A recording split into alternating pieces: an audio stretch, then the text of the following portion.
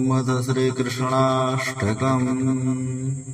भजे व्रजैकमण्डनं समस्तपापखण्डनं स्वभक्तचित्तरञ्जनं सदैव नन्दनन्दनम्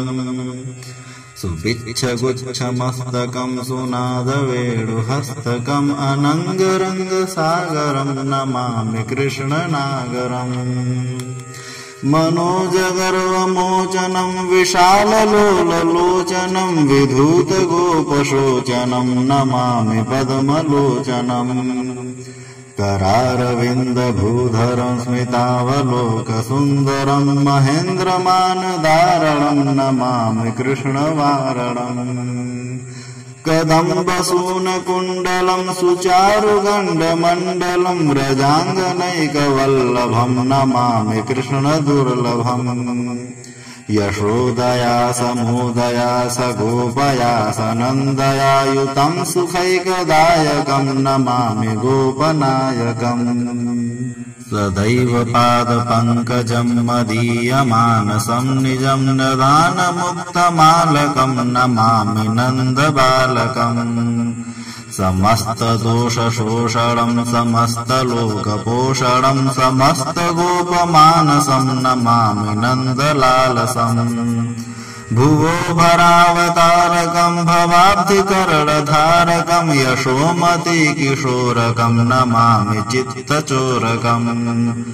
दृगन्तकान्तभङ्गिनं सदा सदालसङ्गिनं दिने दिने नवं नवं नमामि नन्दसम्भवम् गुणाकरं सुखाकरं कृपाकरं कृपापरं सुरद्विषन्निकन्दनं नमामि गोपनन्दनम् नवीनगोपनागरं नवीनकेलिलम्पटं नमामि मेघसुन्दरं तडिप्रभालसत्पदम् समस्तगोपनन्दनं हृदम्बुजैकमोदनं नमामि कुञ्जमध्यगं प्रसन्नभानुशोभनम् निकामकामदायकं दृगन्तचारुसायकं रसालवेणुगायकं नमामि कुञ्जनायकम्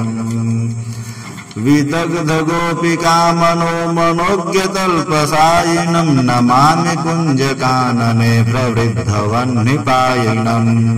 किशोरकान्तिरञ्जितं दृगञ्जनं सुशोभितं गजेन्द्रमोक्षकारिणं नमामि श्रीविहारिणम् यदा तदा यथा तथा तथैव कृष्णसत्कथा